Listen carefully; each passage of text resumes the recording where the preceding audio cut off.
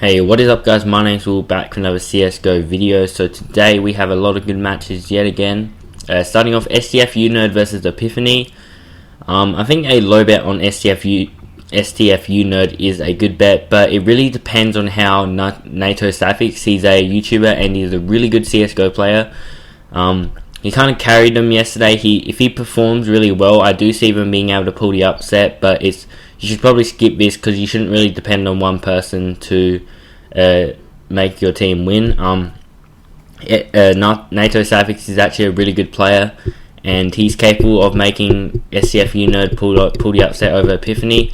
So I would be suggesting a pure skip, but if you did want to bet, I would just bet low on STFU Nerd considering how good NATO Safix is. Skip this match entirely, there's no point betting with these odds, but TSM should be a safe bet. Vex versus eFrag. Now, just because eFrag beat Vex yesterday in a 2-0 doesn't mean that they deserve 83% odds. Personally, there's no point betting on eFrag with 83%. I think a low on Vex would be a lot better considering what odds they have. Nip versus Na'Vi. Now, this is actually on Inferno. A map which Nip are pretty good at. I don't think they deserve near 70% odds against Na'Vi on Inferno. Just due to these skewed odds, I suggest a low on Na'Vi. I think the odds should probably be 60-40, not 67 to 33%. Na'Vi is still a good team. They're pretty good on Inferno, same as Nip. Bit inconsistent though. So I would suggest a skip though. But if you did want to bet, then I would say a low on Na'Vi, just taking advantage of the odds. Penta versus VP on train. VP should be able to win this, no problem. VP versus Den DD. Low on Den DD here. Den DD are actually the old Copenhagen Wolves, I believe, with twists and stuff. So they don't deserve 10% odds. Probably more around maybe 20%, something like that. They're still an alright team, so I'm going to suggest a ICB on them. Na'Vi versus Nip. This is the best of one on Overpass this time. This is an hour later. Overpass is a map which Na'Vi seem to be good at. I think a low on Na'Vi here again should be pretty good due to the odds being more around real world odds.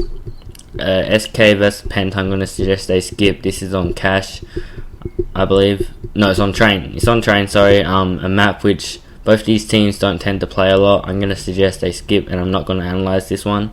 Fnatic versus TSM, a best of one on Mirage actually. TSM lost to Envious a couple days ago on Mirage. Fnatic have kind of been looking alright, not the best but alright. Personally, I think the odds should be more around the 57 to 43 possibly. I don't think they should be these type of odds here.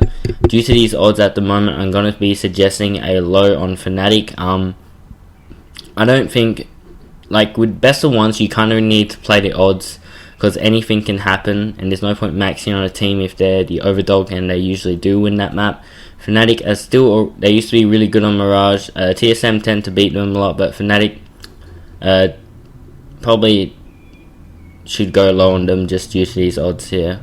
Same on this team, like LDLC White still aren't a bad team. Especially they don't deserve 10% odds against Hellraisers, so low ICB on them.